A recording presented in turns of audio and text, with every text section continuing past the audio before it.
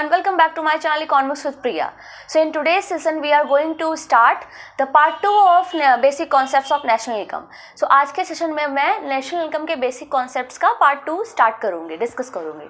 Okay, सो आज की video बहुत ज़्यादा इंपॉर्टेंट है. सिंस सारे ही वीडियोज़ इंपॉर्टेंट रहेंगे, ऐसी कोई बात नहीं है, लेकिन नेशनल इनकम के परस्पेक्टिव से today's video is very very important. आज का वीडियो बहुत इंपॉर्टेंट है, स्पेशली नेशनल इनकम के परस्पेक्टिव से.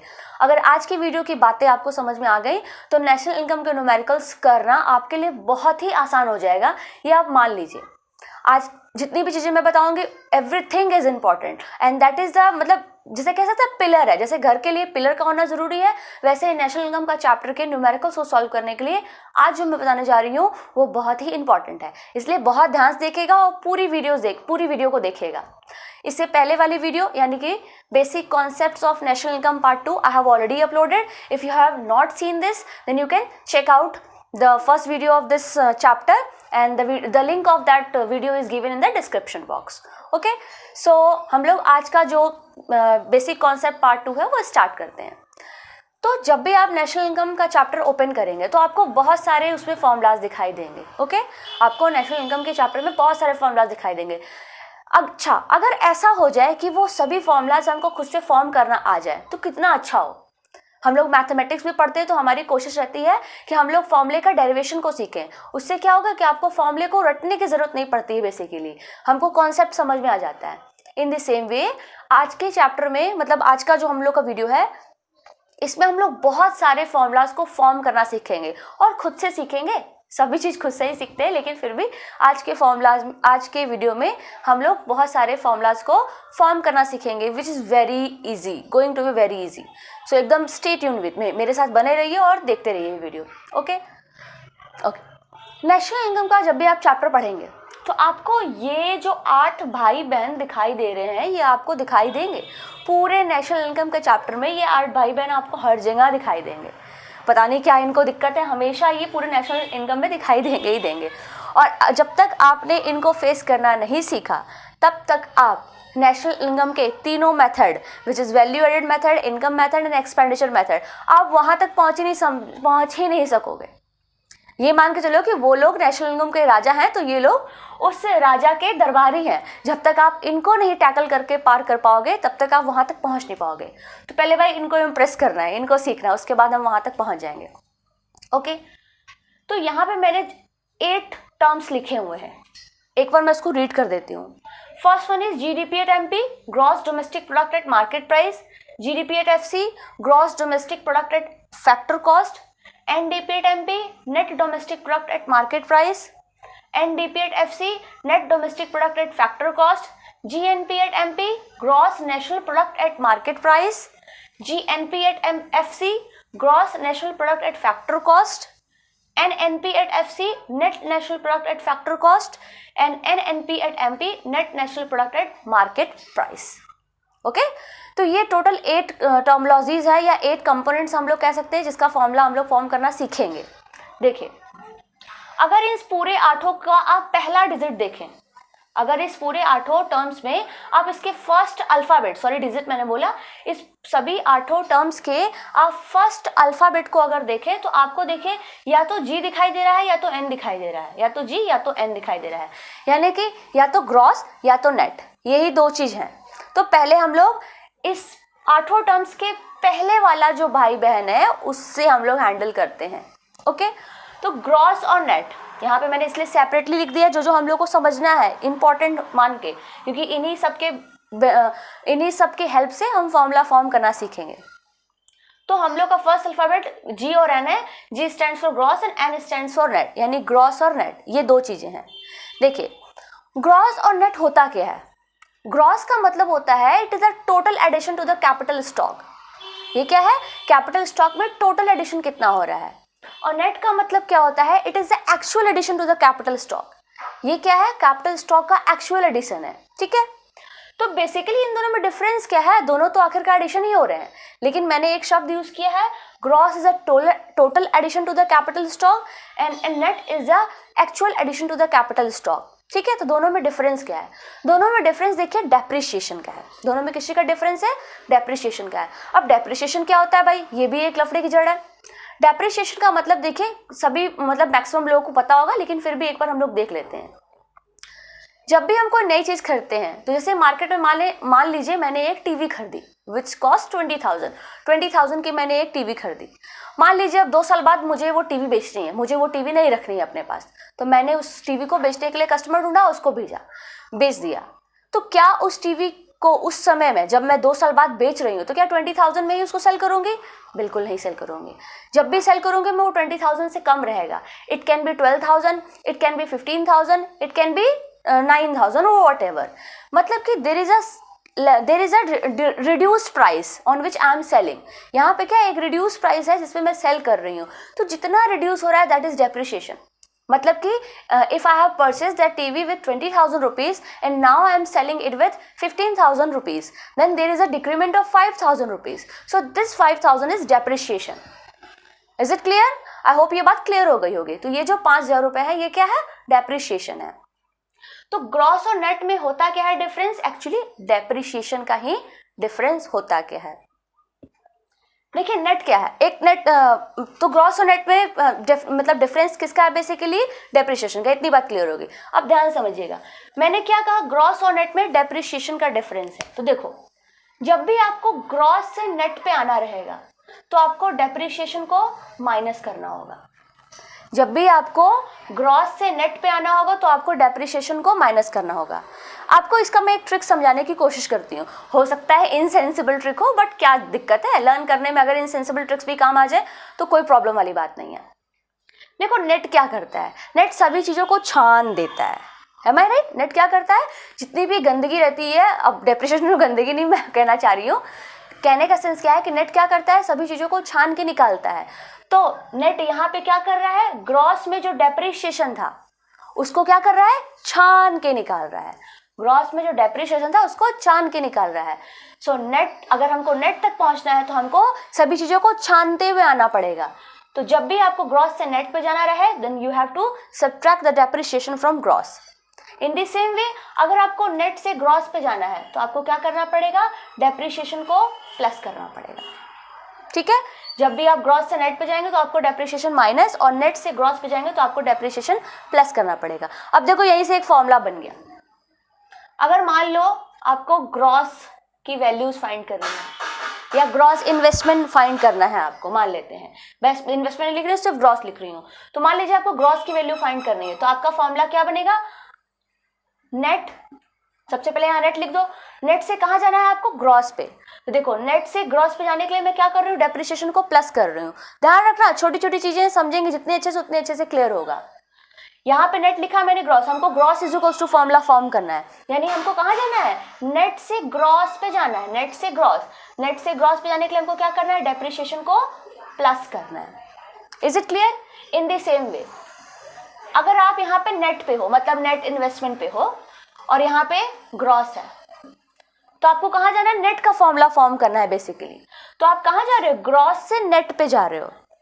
आपको कहाँ जाना है, ग्रॉस से नेट पे जाना है। तो ग्रॉस से नेट पे जाने के लिए क्या करना पड़ेगा, नेट क्या करता है, सभी चीज़ों को छान देता है। इट मीन्स छानने का मतलब हटा देता है, हटाने का मतलब माइनस कर देता है, माइनस करने का मतलब माइनस डेप्रिसिएशन। यानी कि नेट पे आपको जब जाना है तो ग्रॉस माइनस क्या कर देंगे आप, डेप्रिसिएशन कर देंगे। Is it clear? और अगर नहीं भी ये पता हो तो भी अगर एक फॉर्मूला आपको पता है तो दूसरा फॉर्मूला आप बहुत आसानी से फॉर्म कर सकते हो। भाई सिंपल सी बात है, यहाँ नेट है तो डेप्रिसिएशन आपका इस साइड में, जब वो अदर साइड में जाएगा तो इसका साइन माइनस हो जाएगा, तब भी ये ग्रॉस माइनस डेप्रिसिएशन हो जाएगा। तो इस तरीके से ही हमारे दो फॉर्मूला ग्रॉस और नेट के फॉर्म हुए। ध्यान से समझिएगा एक एक चीज।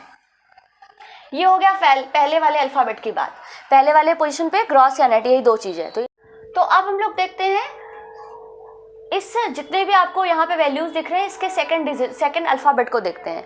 तो सेकंड अल्फाबेट पे अगर आप ध्यान देखें तो सेकंड अल्फाबेट पे आपको या तो डी दिखाई देगा या तो आपको एन दिखाई देगा। ये दो चीज़ दिखाई दे रही हैं। D stands for domestic and N stands for national. ठीक है, D stands for domestic and N stands for national. अब देखो डोमेस्टिक और नेशनल क्या होता है, इसको भी समझना हमारे लिए बहुत इंपॉर्टेंट है और समझते हैं हम लोग। मैंने पहले ही बोला कि इन सभी चीज़ों को समझना हमारे लिए बहुत ज़रूरी है, तभी हम लोग नेशनल इनकम के न्यूमेरिकल्स बहुत आसानी से कर पाएंगे। देखो डोमेस्टिक और नेशनल में डिफरेंस क्या होता है, NFIA का होता है। अब ये NFIA क्या है, NFIA का मतलब होता है net factor income earn from abroad. Net factor income earn from abroad. देखो, डोमेस्टिक का मतलब होता है कि हमारे मतलब जो भी हमारी डोमेस्टिक टेरिटरी है, हमारा जो जियोग्राफिकल एरिया है, उस एरिया के अंदर जो भी लोग अर्न कर रहे हैं उसको इंक्लूड कर दिया जाएगा। लेकिन नेशनल में क्या होता है, लुक, ऐसे बहुत सारे इंडियंस होंगे जो बाहर रहते हैं और बाहर अर्निंग करते हैं।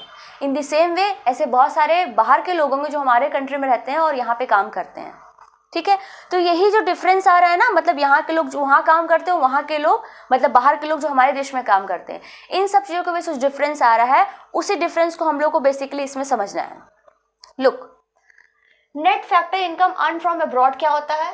Net factor income earn from abroad ये क्या होता है? देखिए, हमारे यहाँ के इंडियंस मतलब इंडियंस जब दूसरे कंट्री में अर्न कर रहे हैं तो उनको सैलरी मिल रही है, तो वो factor income earn from abroad हुआ।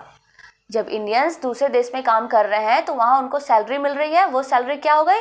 Factor income earn from abroad हो गई। Factor income earn from abroad, देखो शॉर्ट में लिख रही हूँ मैं just because of the lack of space. आप पूरे फॉर्म को सुनते भी रहिए कि क्या मैं बोल रही हूँ, you can easily identify the topic. क्या ये factor income earn from abroad, ठीक है, ये एफ को मैं स्मॉल कर देती हूँ कि फ्रॉम ये हो जाए। माइनस, जैसे हमारे यहाँ के लोग बाहर काम करते हैं उनको सैलरी मिलती है, इन द सेम वे बाहर के लोग यहाँ पे भी काम करते हैं उनको भी सैलरी मिलती है, तो वो क्या हो गया? Factor income paid to abroad. Factor income paid to abroad, factor income receive from abroad, factor income paid to abroad. Factor income ये रिसीव होगा, factor income receive from abroad and factor income paid to abroad. यानी net factor income, इन दो चीज़ों का क्या होता है? डिफरेंस होता है। Factor income receive from abroad and factor income paid to abroad. देखो ध्यान से सुनते भी चलना, कानों को खुले रखना अपने, क्योंकि भाई होना ऐसा मत समझना कि ये मैम कौन सी चीज़ें लिख दी हैं कैपिटल फॉर्म में कि कुछ तो समझ ही में नहीं आ रहा है। तो ध्यान से सुनते भी चलो। नेट फैक्टर इनकम अब्रॉड का फॉर्मूला हम लोग का क्या हो गया?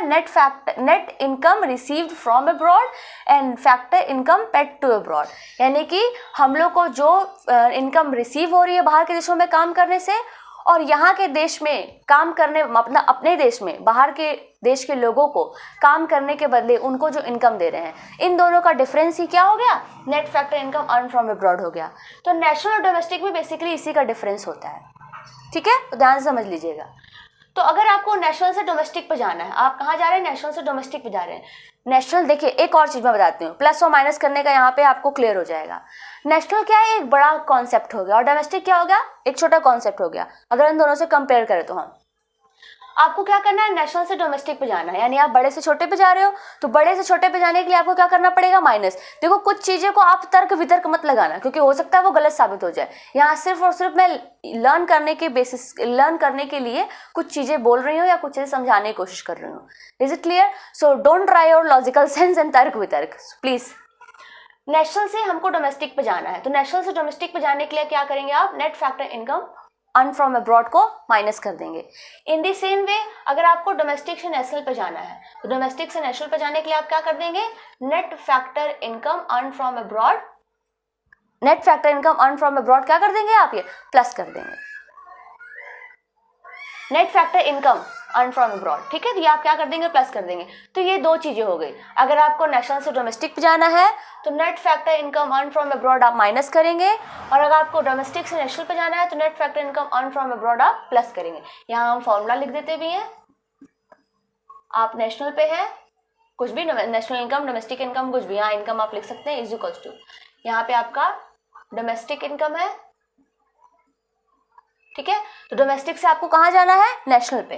डोमेस्टिक से आपको कहाँ जाना है? नेशनल पे। डोमेस्टिक से नेशनल पे जाने के लिए क्या करते हैं हम लोग? Plus NFIA, net factor income earn from abroad. और NFIA फाइंड करने का ये फॉर्मूला है, receive from abroad and paid to abroad. ठीक है, रिसीव फ्रॉम अब्रॉड मतलब कि जो बाहर के देशों से हमको रिसीव हो रहा है, और जो हम यहाँ पे काम करने वाले लोगों को, बाहर के देश के काम करने वाले लोगों को पे कर रहे हैं, पेड टू अब्रॉड। इन दोनों का डिफरेंस NFIA होता है। तो ये हो गया।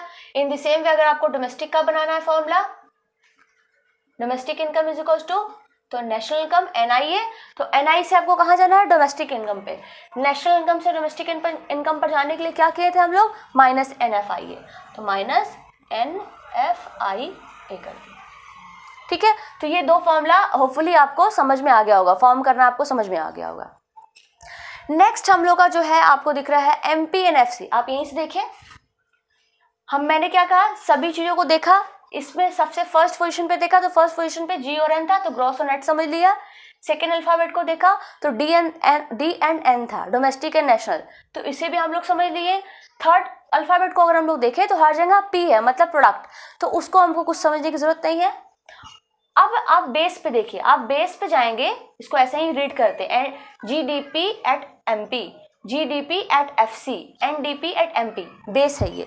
तो अगर आप इन सब का बेस देखें तो इन बेस पे आपको दो चीज दिख रही होंगी, एक एमपी दिख रहा है, एक एफसी दिख रहा है। MP stands for market price and FC stands for factor cost. MP क्या होता है, मार्केट प्राइस, और एफसी क्या होता है, फैक्टर कॉस्ट। मार्केट प्राइस और फैक्टर कॉस्ट क्या होता है, देखिए यहाँ पे मैंने एमपी का एक छोटा सा डेफिनेशन लिखा है, उसको देख लेते हैं हम लोग। क्या लिखा है मैंने, it refers to the amount at which product is sold in the market. MP क्या है, मार्केट प्राइस क्या है, market price the price at which product is sold in the market. Market price वो प्राइस है जिस price पे product को market में क्या किया जाता है, सोल्ड किया जाता है, दैट इज मार्केट प्राइस। तो एफसी क्या है, फैक्टर कॉस्ट क्या है, look factor cost, it refers to the amount which is paid to the factor of production. ये वो अमाउंट है जो फैक्टर ऑफ प्रोडक्शन को क्या दिया जाता है। लुक, मान लीजिए ये मार्कर है, ठीक है, ये मार्कर आप फैक्ट्री में बन रही है, तो इस मार्कर को बनाने वाले लोग which is factor of production, पहले भी हम लोग पढ़ चुके हैं, इस मार्कर को जो बनाने में लोग यूज होंगे वो फैक्टर ऑफ प्रोडक्शन होंगे। तो इसको बनाने के बदले मैं उनको पैसे दूंगी, कंपनी का ओनर उसको पैसे देगा, तो वो पैसा क्या कहलाएगा, फैक्टर कॉस्ट कहलाएगा, ठीक है। लेकिन ये मार्कर जैसे ही मार्केट में जाएगी तो इसकी प्राइस वही सेम प्राइस नहीं होगी जितना मैंने फैक्टर ऑफ प्रोडक्शन को पे किया है। मान लीजिए इसको बनाने के लिए मुझे 10 रुपीज़ लगा, 10 रुपीज़ का हमको कॉस्ट लगा इसको बनाने में। 10 रुपीज़ का कॉस्ट लगने का मतलब कि इसको बनाने के लिए जितने फैक्टर ऑफ प्रोडक्शन यूज हुए हैं उन सबको मैंने 10 रुपीज़ में दे करके अपना काम करा लिया, मतलब ये बन गया। लेकिन ये मार्केट में जाएगा तो ये क्या 10 रुपीज़ का मिलेगा, बिल्कुल नहीं। ये ऑब्वियस सी बात है, हमेशा इससे ज़्यादा का ही मिलेगा। सपोज ये 30 रुपीज़ का मिल रहा है या 40 रुपीज़ का मिल रहा है, तो ये क्या हो गया आपका, ये मार्केट प्राइस हो गया। जिस प्राइस पे ये मार्केट में मिलेगा दैट इज मार्केट प्राइस, और जितने में ये बन जाएगा, जितने कॉस्ट में ये बन जाएगा that is your factor cost. इसलिए मैंने यहाँ पे दोनों डेफिनेशन भी लिख दिया है। तो इन दोनों में डिफरेंस क्या होता है, देखो बना ये 20 रुपीज़ में या 10 रुपीज़ में, मार्केट गया तो ये 30 रुपीज़ का हो गया। तो किस चीज़ का डिफरेंस आया, इसका प्राइस कैसे ज़्यादा हो गया, इसमें कैसे प्राइस ज़्यादा हो गया, just because of the taxes की वजह से इसके प्राइस क्या हो गए, बढ़ गए। तो मेरे कहने का सिंपल सा मतलब ये था कि एमपी और एफसी में बेसिकली जो डिफरेंस होता है वो टैक्सेस का ही होता है। लेकिन यहाँ मैं सिर्फ टैक्सेस का वर्ड नहीं यूज़ करूँगी, यहाँ मैं वर्ड यूज़ करूँगी NIT, net indirect tax, NIT, यहाँ मैं वर्ड यूज करूंगी NIT, नेट इनडायरेक्ट टैक्स। अब ये नेट इनडायरेक्ट टैक्स क्या है, net indirect tax is the difference of IT and subsidy. जो NIT है, नेट इनडायरेक्ट टैक्स, ये इनडायरेक्ट टैक्स और सब्सिडी का क्या होता है, डिफरेंस होता है। लुक, अगर इस मार्कर की प्राइस मार्केट में जाकर के ज़्यादा हो गई तो ये बात तो भाई ऑब्वियस ही है कि इसमें टैक्स लगा हुआ है। लेकिन गवर्नमेंट कभी कभी कुछ प्रोडक्ट्स पे सब्सिडीज़ भी देती है, तो उस सब्सिडीज़ को तो हम नहीं ना कंसिडर करेंगे, उन सब्सिडी को तो हटा के चलेंगे हम लोग। That's why we are subtracting subsidies. Subsidy क्या होता है ये पता है, ये बेसिकली सबको पता है। जैसे कि आप लोग घर पे LPG आती है, सबके घर पे LPG आती है, तो उसकी कॉस्ट कुछ और रहती है, लेकिन उसका कुछ अमाउंट गवर्नमेंट क्या करती है, हमारे अकाउंट में डाल देती है, दैट इज़ सब्सिडी, वो सब्सिडी है। यानी एक तरीके से हम ये कहें कि जब गवर्नमेंट किसी भी इंडस्ट्री को या किसी भी इंटरप्राइजेस को एक स्पेशल फैसिलिटी देती है, उस पर्टिकुलर कमोडिटी को, उस पर्टिकुलर प्रोडक्ट को एक ऊंचे मार्जिन पे सेल करने के लिए एक जो फाइनेंशियल असिस्टेंस प्रोवाइड करती है दैट इज़ सब्सिडी, एक हेल्प जो प्रोवाइड करती है दैट इज़ सब्सिडी। तो मार्केट प्राइस और फैक्टर कॉस्ट में जो डिफरेंस होता है वो NIT का होता है, नेट इनडायरेक्ट टैक्स। तो अगर आपको मार्केट प्राइस से फैक्टर कॉस्ट पे जाना है, तो देखो मार्केट प्राइस ऑब्वियस सी बात है ज़्यादा होगा, फैक्टर कॉस्ट कम होगा, तो आप कहाँ जा रहे हो, ज़्यादा से कम पे जा रहे हो। तो अगर आपको मार्केट प्राइस से फैक्टर कॉस्ट पे जाना है तो आप NIT क्या करोगे, माइनस करोगे। इन दी सेम वे अगर आपको फैक्टर कॉस्ट से मार्केट प्राइस पे आना है तो आप NIT क्या करोगे, प्लस करोगे। NIT। ठीक है, अगर आपको मार्केट प्राइस से फैक्टर कॉस्ट पे जाना है तो आप NIT क्या करोगे, माइनस करोगे। इन द सेम वे अगर आपको फैक्टर कॉस्ट से मार्केट प्राइस पे आना है तो आप NIT क्या करोगे, प्लस करोगे। यहाँ पे हम फॉर्मूला भी देख लेते हैं, MP is equals to FC यहाँ लिख दें। फैक्टर है फैक्टर कॉस्ट और यहाँ पे क्या है, MP है। फैक्टर कॉस्ट से हमको कहाँ जाना है, मार्केट प्राइस पे जाना है। फैक्टर कॉस्ट से मार्केट प्राइस पे जाना है। फैक्टर कॉस्ट से मार्केट प्राइस पे आने के लिए हम क्या करते हैं, NIT प्लस करते हैं। फैक्टर कॉस्ट से मार्केट प्राइस पर आने के लिए हम क्या करेंगे, NIT plus. In the same वे आपको फैक्टर कॉस्ट फाइंड करना है तो यहाँ पे आप लिखिए MP। मार्केट प्राइस से आपको फैक्टर पे जाना है, ज़्यादा से कम पे जाना है तो आप क्या कर देंगे, माइनस। और आप यहाँ पे देख भी सकते हैं, देखिए हमको MP से FC पे जाना है, मार्केट प्राइस से फैक्टर कॉस्ट पे। मार्केट प्राइस से फैक्टर कॉस्ट पे जाने के लिए क्या करेंगे, हम NIT को माइनस करेंगे। और NIT का फॉर्मूला ध्यान रखिएगा, NIT is equals to IT minus subsidy. NIT net indirect tax कैसे निकलेगा, indirect tax minus subsidy. Indirect tax और सब्सिडी के डिफरेंस से आपका क्या आ जाएगा, NIT आ जाएगा। तो ये 3 फॉर्मूले हुए जो कि बहुत इंपॉर्टेंट है, ध्यान रखो, फिर से मैं बोल रही हूँ, बहुत ज़्यादा इंपॉर्टेंट है नेशनल इनकम के पर्सपेक्टिव से।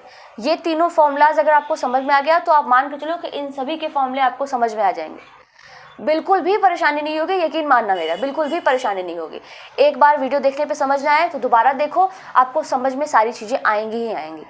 नहीं कुछ समझ में आता है तो आप कमेंट बॉक्स पे कमेंट करो, मैं उसका रिप्लाई देने का कोशिश करूँगी और आपके प्रॉब्लम को सॉल्व करने की कोशिश करूँगी।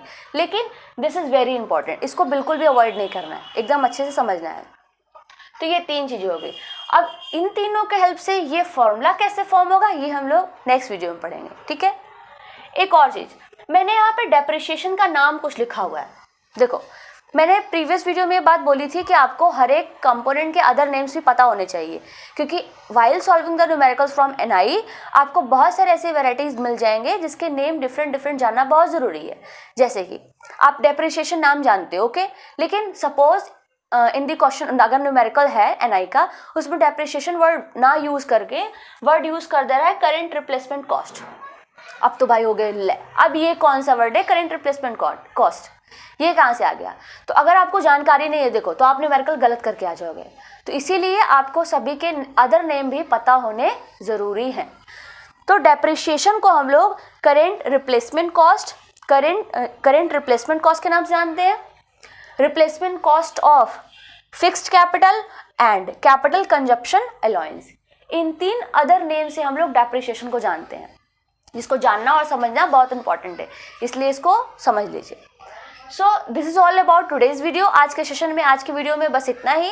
नेक्स्ट वीडियो में हम लोग इन सभी जो भी यहाँ पे आपको दिखाई दे रहे हैं इन सभी का फॉर्मूला फॉर्म करना सीखेंगे और एक आध दो इससे रिलेटेड न्यूमेरिकल्स करेंगे, क्योंकि बेस बहुत ज़रूरी है, पिलर बहुत ज़रूरी है, न्यू बहुत ज़रूरी है, इसके बिना आप कुछ भी नहीं कर सकते हैं। तो नेक्स्ट वीडियो में हम इससे रिलेटेड न्यूमेरिकल्स छोटे मोटे सॉल्व करेंगे और इनके फॉर्मूलाज को फॉर्म करना सीखेंगे। उसके बाद हम लोग का NI का जो सॉल्व करने का मेथड है, वैल्यू एडेड, एक्सपेंडिचर और इनकम, उसके बाद वो नेक्स्ट पार्ट में प्रोसीड होता जाएगा। Okay, so this is all about today's video. Thank you for all, and if you like the video, so don't forget to like, share and subscribe to my YouTube channel, which is Economics with Priya. Thank you.